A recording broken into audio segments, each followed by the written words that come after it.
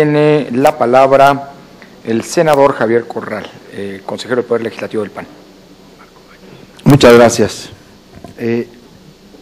Quiero antes que nada agradecer y felicitar al consejero Ciro Murayama por la información, la explicación y el anexo que nos ha hecho llegar del proyecto de presupuesto para el 2015 del Instituto Nacional Electoral. El presupuesto del INE, como lo ha sido el del IFE, en eslabón histórico, la misma estructura prácticamente, es sujeto frecuentemente de múltiples críticas, algunas con razón, algunos dispendios, algunos derroches, pero en términos generales, la crítica sobre el ejercicio del gasto público en materia electoral y el uso de los recursos públicos en esta institución es una crítica muy general, muy infundada y a veces muy poco informada. Creo que el gran reto de este presupuesto y de este proyecto es efectivamente explicar no solamente a la población, sino particularmente a los legisladores. Y sobre todo a los legisladores en la Cámara de los Diputados, que acometieron ni más ni menos que una de las reformas electorales, como ya se ha dicho aquí, de más hondo calado, con esta característica en la que se vertebran, se entrelazan competencias nacionales y estatales, y en donde incluso todo ese nuevo andamiaje, dotado de estas nuevas facultades y competencias, en términos generales ha resultado inferior al de otros ejercicios presupuestales de elecciones intermedias. Incluso ahora ya con el ajuste anunciado por el presidente Lorenzo Córdoba, también será inferior al ejercido en el 2009, no solamente en las elecciones anteriores. Algo que me preocupa de lo que aquí se ha anunciado, reconociendo que es un ajuste importante, necesario, es precisamente la reducción de un proyecto como el de la mesa directiva de casilla única. Uno de los logros de la reforma electoral, en esta asunción de carácter nacional del INE, fue la disposición contenida precisamente en el capítulo relativo a la mesa directiva de casilla, de que en elecciones federales y locales concurrentes en una entidad federativa se instalaría una mesa directiva de casilla única, en donde, así como en el caso de la consulta popular que ha mencionado Benito Nasif, cuando se trata de una elección concurrente, se agregan, pues no solamente un funcionario más, se agregan un secretario más, un escrutador más. Y obviamente los procesos de capacitación aumentan y aumentan las condiciones para el equipamiento de esa que no es propiamente una casilla única, sino una mesa directiva única, funcionando en un mismo lugar. Ese proyecto, que estaba calculado en 1.800 millones de pesos, es de donde se ha hecho el ajuste. Se ha decidido reducir 900 y estoy suponiendo que hay un compromiso de las entidades federativas o de los estados, pues para asumir la parte que les toca en esa concurrencia. El año que entra tendremos 18 procesos electorales concurrentes en el 2016, 18, 17, 16 bajo procedimientos constitucionales, uno más sobre usos y costumbres en Oaxaca, como bien lo ha hecho a 17 más 1, porque Hernández Fraguas ha defendido el proceso de usos y costumbres de Oaxaca. Bien, la representación del Poder Legislativo en esta mesa debe tener, además de la función específica de contribuir al debate, aportar con ideas al proceso democratizador de México, también ser el de un vínculo con el Poder Legislativo.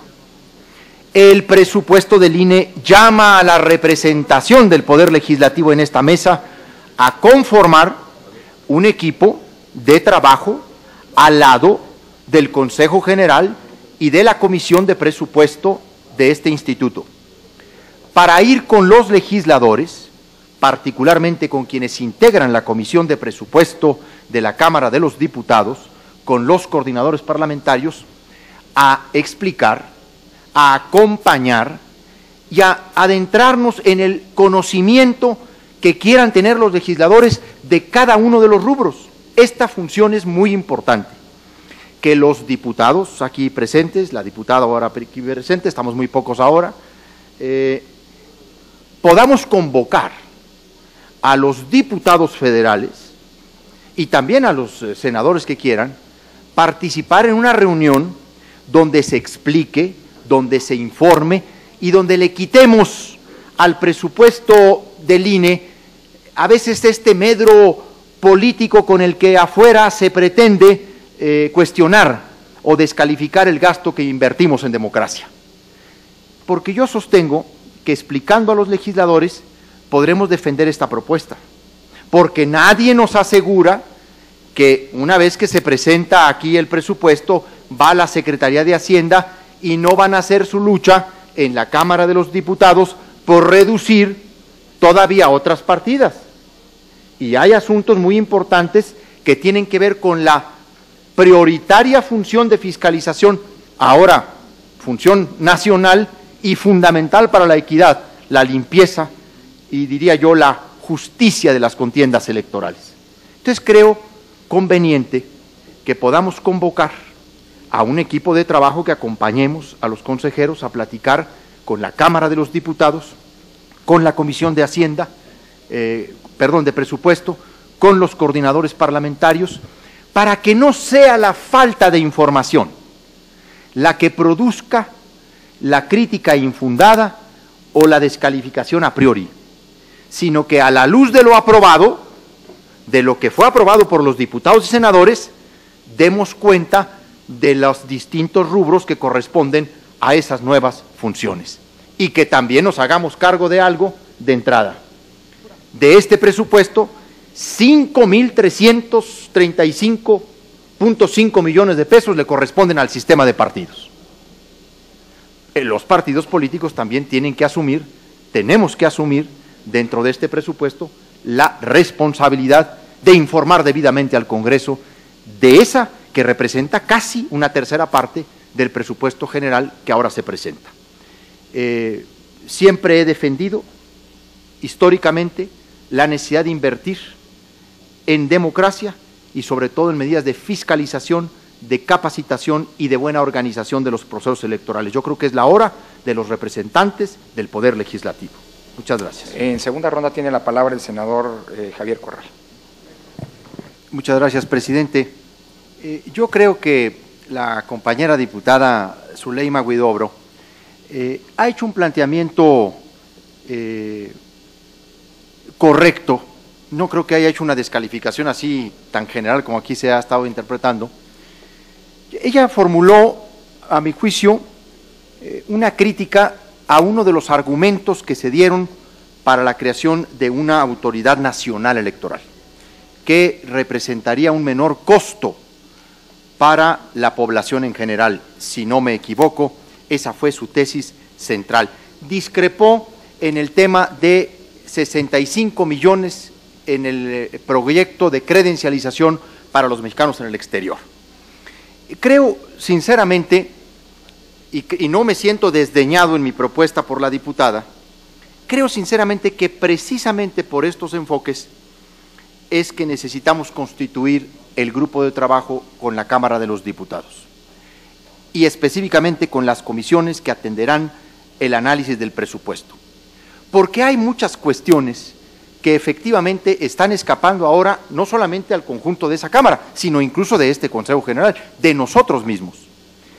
Si nosotros que participamos del órgano electoral no tenemos los elementos precisos, el detalle específico, más problema tendrá el presupuesto del INE en la Cámara de los Diputados, donde incluso hay una serie ya de entrada de valoraciones, de descalificaciones, simplemente por el monto.